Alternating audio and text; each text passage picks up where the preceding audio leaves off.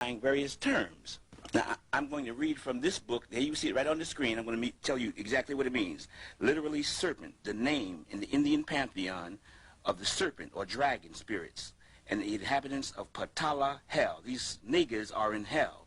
But Patala means antipodes and was the name given to America. Now, these are some niggas in hell in America, given to America by the ancients who knew and visited that continent before Europe ever heard of it.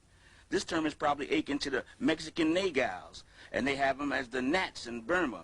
And the esoteric term is represented by the dragon in China and Tibet, and it varies all countries all over the world. In South Central America, they're called negas or nagal. It's known all over the world. It's widespread. It's associated with cosmic forces, with celestial gods, with the constellations, with astrology. The nigga, the serpent, is the identifying symbol of your ancestors because they never died and they had a way of proving it.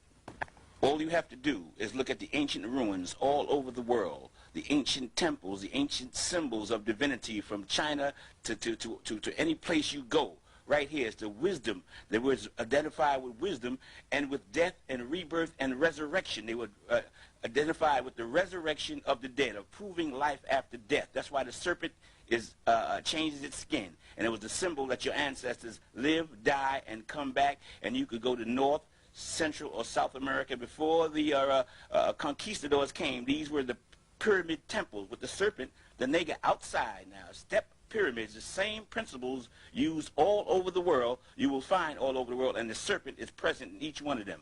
The nigger.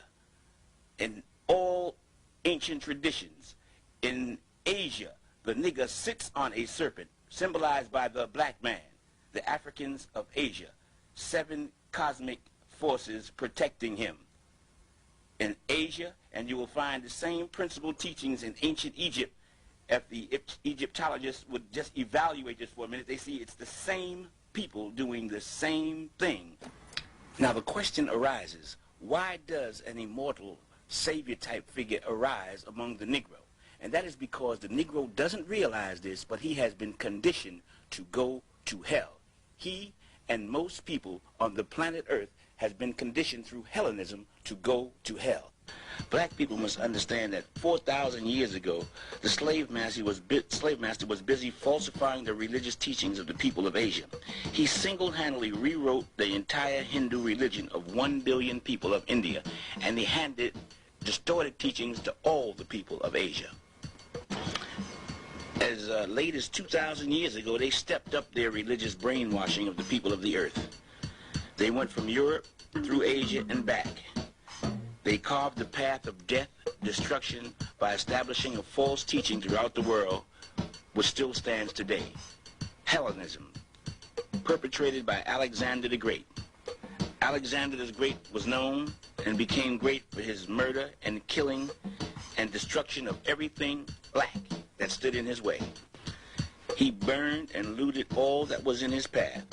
Without earth-moving equipment, he tore down the great multi-storied religious structures spoken about in Deuteronomy and Kings as high places, built by the original man, the Asiatic black man, which showed 9 floors and 7 terraces.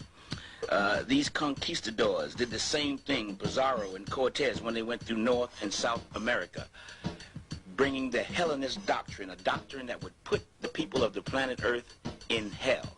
This is what Alexander the Great is famous for murdering and killing and establishing a false religious doctrine throughout the earth to put the people of the planet Earth in hell.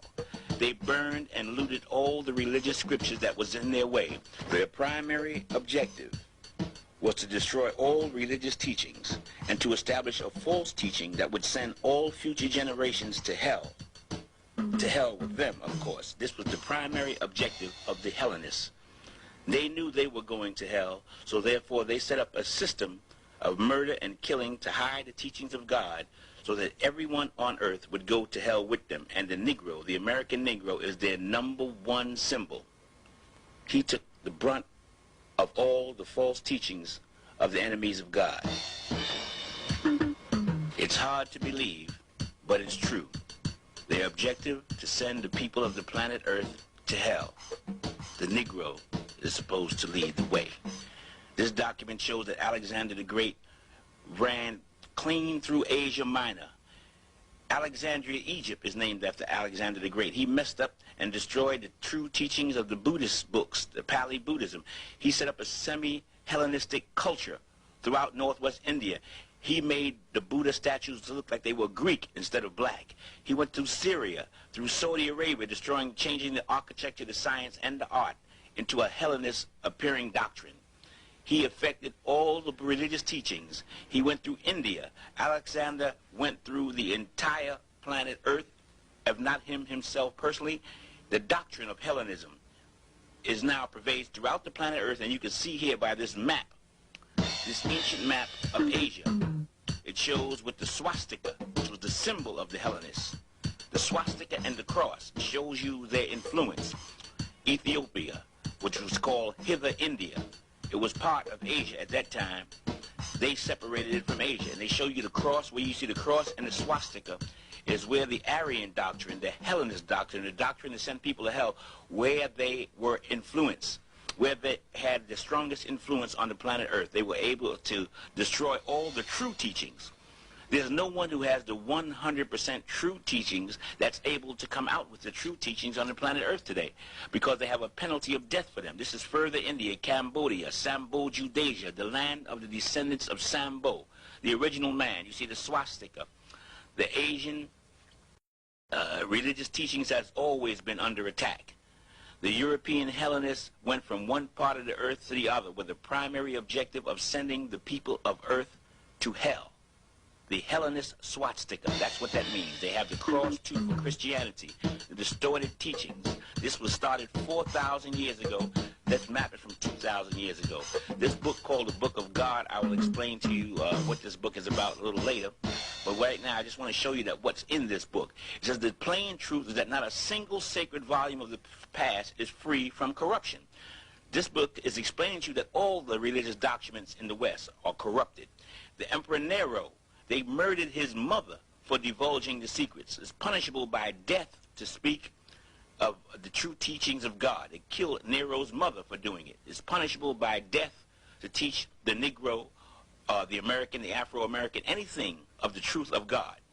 To disclose this would be punishable by death. There is a contract out for teaching the true teachings of God. The Negro does not know this. The people of the present are ignorant like the people of the past. This book explains to you how they set up death as a penalty for teaching the truth. Death was the punishment, and the priests, the head of the church, were the murderers. They would kill you. They had a vested interest in teaching all the people lies about God. And the priests were the #1 murderers. The Negro doesn't know this. The apocalypse, the revelation, was death to divulge. Now this was 4,000 years ago, and then as late as Alexander, which was 2,000 years ago. The Messiah, the Negro was looking up in the air for somebody to come down with wings. They say here the Messiah is just a savior. He's a man in all respects, not free from human error. However, his doctrine is the doctrine of God, but he's a human being like everybody else, and he makes mistakes like everybody else. You can't tell your Christian this. He's looking for Jesus Christ to come down on a cloud. This is the position he put his mentality in, the Hellenists. This is why the stone sculpture speaks loud and clear about the Negro's mentality. He has a robot mentality. He does whatever the white man says. He doesn't realize that he's been brainwashed. This is the fisherman of Nineveh, Noah's Ark. He's on a boat. This is Jonah trying to catch the Negro, to pull him out of the mental destruction that he's in. He's on his way to hell, but he does not know it. That's the Messiah with the net trying to catch the Negro. The Negro is on his way as a robot going to hell like a Frankenstein monster, but he does not know it. This is in stone. Look in your dictionary. This is an Oxford dictionary that Europeans use. White people use this dictionary. Look in the Negro dictionary that you have in your house and see if you find this word, Helen. Helen is the root word of Hellenist. Now look at the meaning of the word Helen, which they will not put in your dictionary. It says of or belonging to hell. Helen is the root word of Hellenism. It's infernal. It's hellish. That's the meaning of the word Helen. If this word Helen means belonging to hell, then Hellenist or Hellenism is a practitioner of putting you in hell. That's what the Hellenist culture is about in this country, belonging to hell. Helene, a word that says the name applied to themselves. They call themselves this by all Greeks. It eventually spread to